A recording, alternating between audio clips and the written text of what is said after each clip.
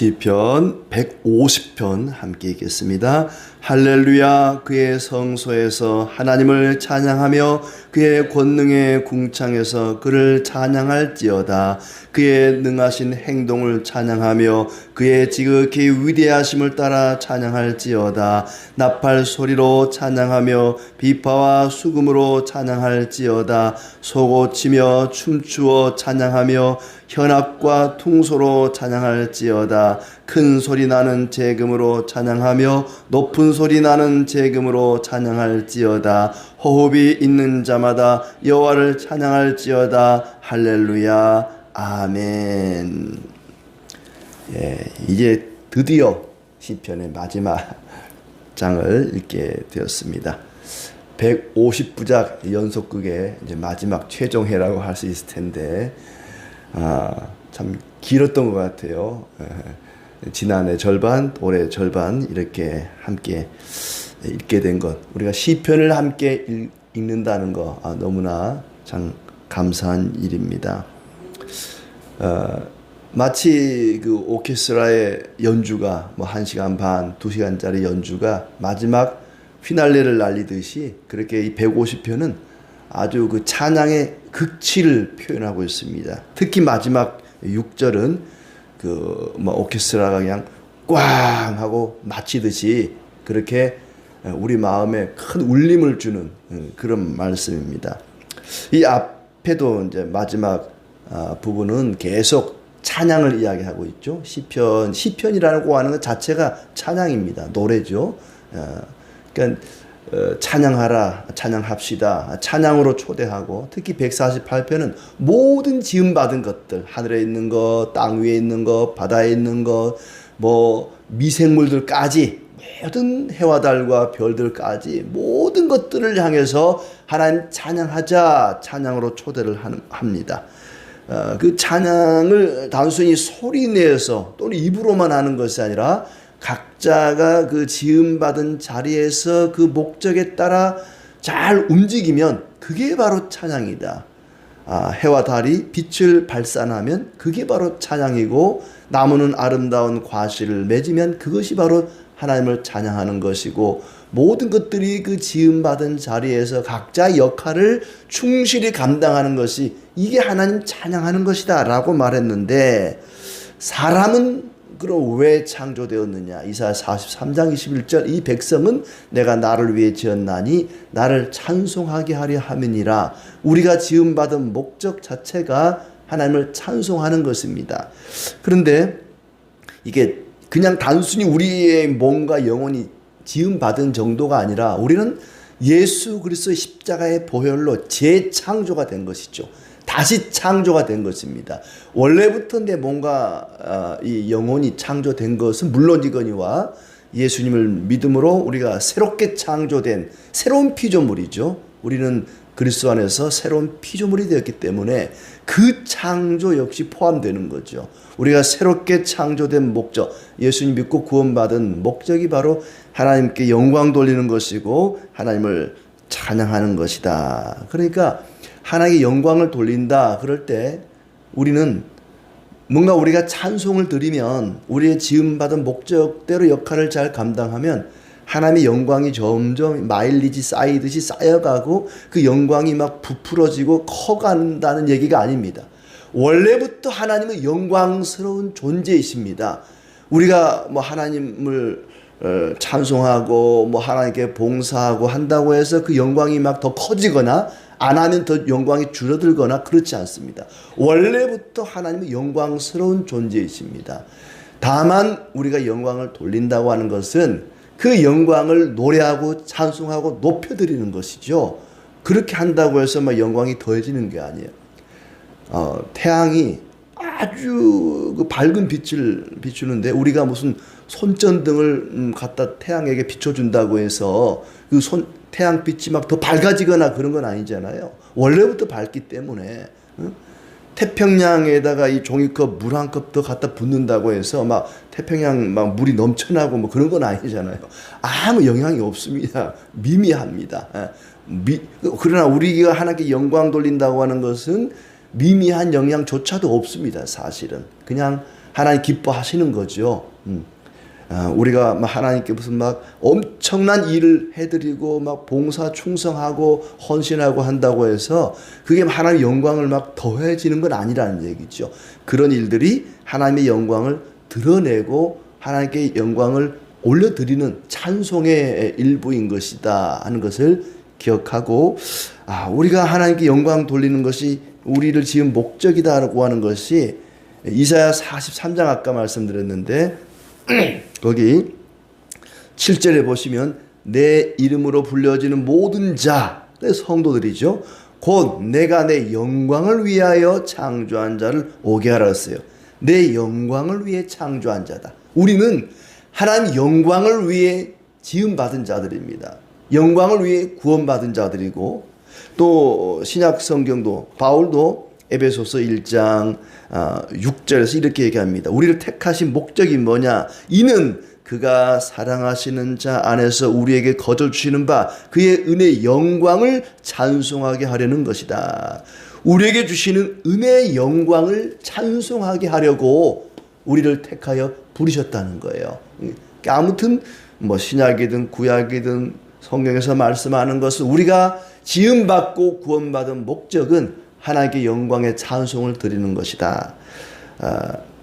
그런데 1절은 어디에서 찬송할 것인가? 할렐루야 그의 성소에서 하나님을 찬양하라 그랬습니다. 성소에서. 성소라고 하는 곳은 하나님이 임재해 계시는 곳입니다. 구약의 성소라고 하는 곳은 하나님이 임하시는 곳이죠. 성소, 한자로는 거룩한 장소죠. 하나님이 임하시는 곳입니다. 근데 지금은 하나님이 어디에 임하십니까? 모든 곳에 임하시죠. 어디에서나 우리와 함께 하십니다. 아까 우리가 불렀던 찬송가처럼 그 어디나 하늘나라, 주 예수와 동행하니 그 어디나 하늘나라. 어디에서나 우리와 함께 하십니다. 성령으로 함께 하시고 말씀으로 함께 하시고 우리와 함께 하시죠. 이 성소라고 하는 곳은 하나님의 권능의 영광이 나타나는 곳이고 하나님의 은혜가 베풀어지는 곳입니다.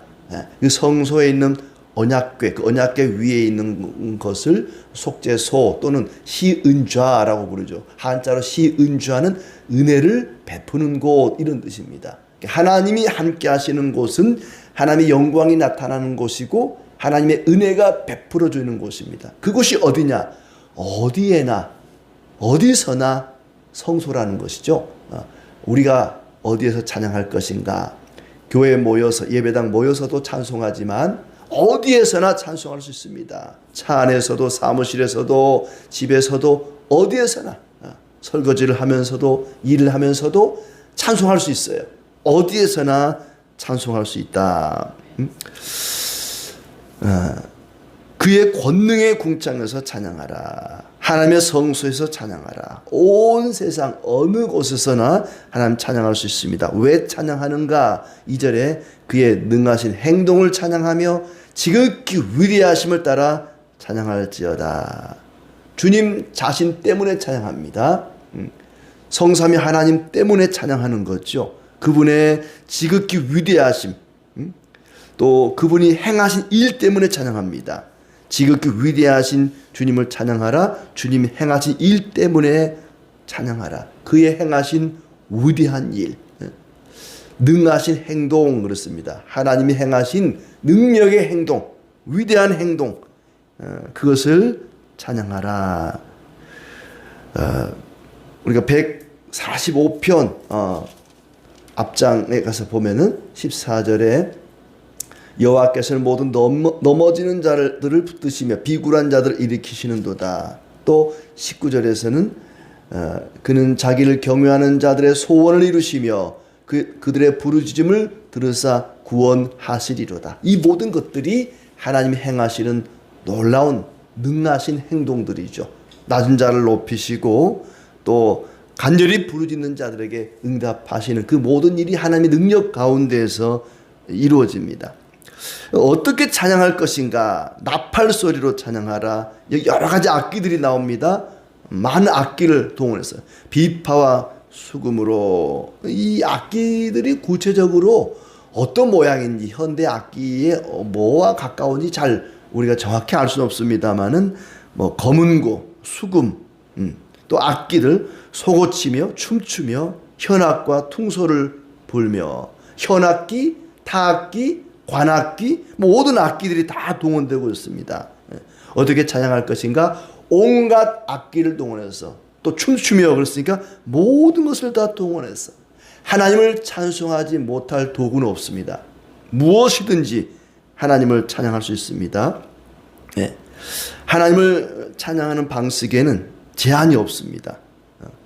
높은 소리 나는 재금, 또 큰 소리 나는 재금으로 찬양하라.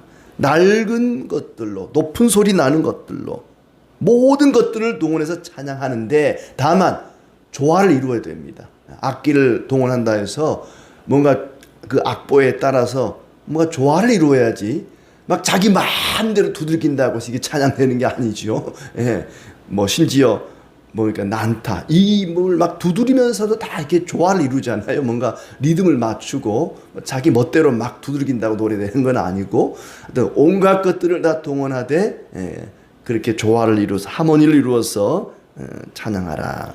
이렇게 모든 것들을 모든 곳에서 찬양으로 초대를 하고 있습니다. 사람으로 하여금 사람으로서 인간으로서 살아계신 하나님을 찬양할 수 있다고 하는 것은 그 어떤 일보다 귀한 일입니다. 하나님을 찬양한다는 것 참으로 아름답고 귀한 일이죠. 마지막 무엇으로 어떻게 찬양할 것인가? 호흡이 있는 자마다 여호와를 찬양할지어다 할렐루야. 이게 가장 이제 큰 핵심이죠. 호흡이 있는 자, 호흡 자체가 찬양입니다. 찬양하려면 호흡을 해야 됩니다. 노래를 하려면 숨을 내쉬고 들이키고 날숨 들숨을 통해서 노래를 하잖아요. 호흡 자체가 찬양이에요. 온갖 악기를 동원하되 사람의 이 몸통이 사실 가장 아름다운 악기 중에 하나입니다. 사람의 목소리보다 더 아름다운 악기는 없습니다. 그러니까 목소리로 호흡을 통해서 하나님을 찬양하라. 시편은 하나님을 찬양하는 내용으로 가득합니다. 시편 자체가 하나님을 찬양하는 노래들이죠. 그 중에서도 150편은 그 찬양의 최고봉, 극치라고 할 수 있습니다. 찬양은 단순히 기분 좋을 때 하는 노래가 아닙니다. 항상 언제든지 해야만 하는 우리의 의무이고 하나님의 명령입니다. 모든 이들이 모든 곳에서 모든 것을 동원해서 하나님을 찬양하는 것이 마땅하다. 왜냐하면 하나님은 창조주로서 모든 것을 지으시고 모든 것을 다스리시는 분이기 때문에 모든 사람들이 모든 것들이 모든 곳에서 모든 것을 동원해서 찬양하는 것이 마땅하죠. 하나님은 그렇게 모든 것을 창조하시고 모든 것을 다스리시는 전능하신 분이십니다. 그 하나님이 우리의 삶을 이끌어 가시고 사랑하시며 위대한 일을 행하시니 하나님 찬송하는 것이 마땅하다. 우리가 지음받은 목적이 그것입니다. 매일매일 하나님이 주시는 은혜와 능력으로 우리는 살아갑니다. 우리가 아침에 눈을 뜨고 숨을 쉬고 걸으면서 이렇게 살아가는 것 자체가 하나님의 은혜와 능력 가운데 되어지는 일들이죠. 그러므로 일상의 작은 일을 통해서도 하나님의 그 능력을 느끼면서 우리는 찬송합니다. 작은 일, 아주 사소한 일, 아무것도 아닌 것 가지고도 찬송할 수 있는 거죠. 하나님이 행하시는 그 모든 일들이 찬양의 이유가 됩니다. 매일매일 감사하면서 찬양할 때에 하나님은 우리의 삶이 더욱더 풍성하게 하실 것입니다. 모든 것을 가지고 하나님을 찬송할 수 있다. 심지어 목탁을 가지고 하나님 찬송하더라고. 템플 블럭이라 그래서 목탁을 크기별로 아주 작은 것부터 순서대로 쭉 놓고 그걸 두드리니까 이게 음계가 나와요. 그게 노래가 돼. 이걸 난타처럼 막 두드리면서 목탁을 두드리면서 하나님을 찬송한다. 그럴 수도 있어요. 모든 것 가지고 찬송할 수 있으니까. 돌도 그렇 돌 막 작은 돌부터 큰 돌까지 쭉 놓고 이걸 막대기로 두들기니까 이게 또 노래가 되고요. 유리컵에 물 담아놓고 물의 양에 따라 이게 또 소리가 다르잖아요. 그건 아주 흔한 일이기도 하고, 아무튼 온갖 것들을 동원해서 다 하나님을 찬송할 수가 있습니다. 삶의 모든 것으로 하나님을 찬송하라. 단순히 이 악기뿐만 아니라 내 삶의 모든 것으로 다 찬양할 수 있어요. 아마 이게 주방에 있는 막 그릇들 엎어놓고 다 두들기면 그것도 다 노래가 될 것 같아요. 온갖 것들을 다 동원해서 하나님을 찬송할 수 있습니다. 우리의 모든 마음을 다해서, 또 우리의 모든 능력을 다해서 하나님을 찬송하며 살아야 되는데, 마지막 이 호흡이 있는 자마다 여호와를 찬양할지어다. 이게 핵심입니다. 이게 극치입니다. 찬양의 극치죠. 숨 쉬고 살아가는 모든 생명체들은 여호와를 찬송하라, 그런 뜻이 됩니다. 호흡이 있는 자마다, 호흡은 숨 쉬는 거죠. 숨을 쉬는 모든 것들아 여호와를 찬송하라. 호흡이 있는 자마다 여호와를 찬양할지어다. 하나님이 행하신 위대한 일, 아까 2절에 말하는 능하신 행동 가운데 하나가 호흡을 주신 거죠. 우리가 숨을 내쉬고 들이킨다고 하는, 호흡을 한다고 하는 거, 하나님이 행하신 놀라운 일 가운데 하나입니다. 참 신기하죠. 사람이 숨을 내쉬고 들이키고 그 숨이 멎으면 죽는 겁니다. 호흡이 끊어지면 끝나는 것입니다. 나무도 그렇죠. 식물도 광합성 작용을 하잖아요. 산소를 배출하고 이산화탄소를 또 흡수하고 하면서 이 광합성 작용을 내뱉고 들이키고 하는 숨을 쉰단 말이죠. 동물들은 말할 것도 없고 사람도 마찬가지고, 호흡이 있는 모든 것들은, 생명체들은 하나님을 찬양하라고 이야기를 합니다. 이 우주의 모든 호흡이 있는 것들은 하나님을 찬양하라.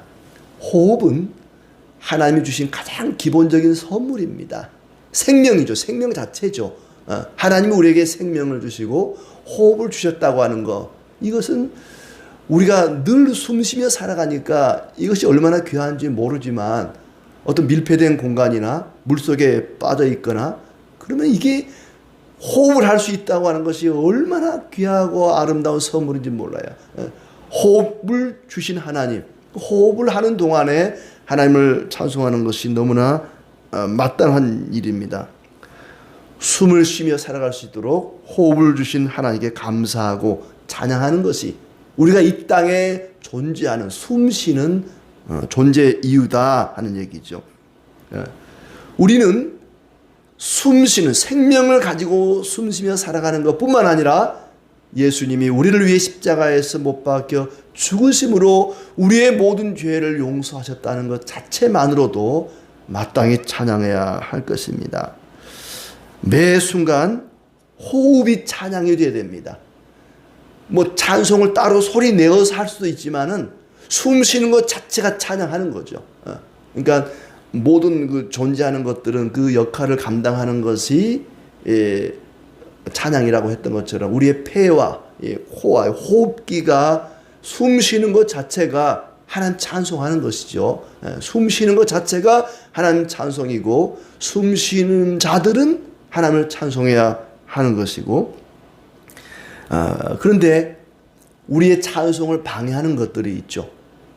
어려운 일이 닥치면, 고난이 닥치면 찬송이 멎습니다.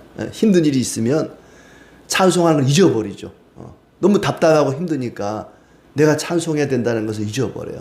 그때마다 하나님이 내게 베푸신 일들을 기억해내는 것이죠.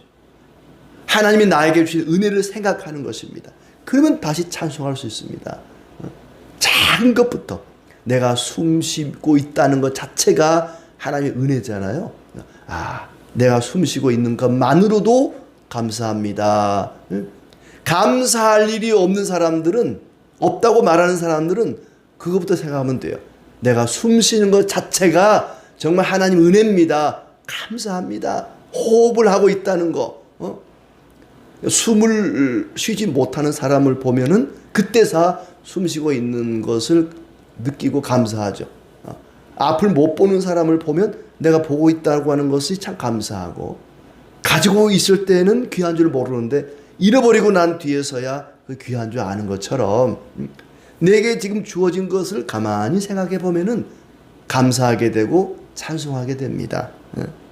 숨쉬며 사는 것 자체가 은혜죠. 매일매일 호흡으로 찬송하고 호흡이 있는 동안 찬송하고 모든 곳에서 모든 것을 동원해서 하나님을 찬송하며 살아가는 그런 은혜가 있기를 진심으로 축복합니다.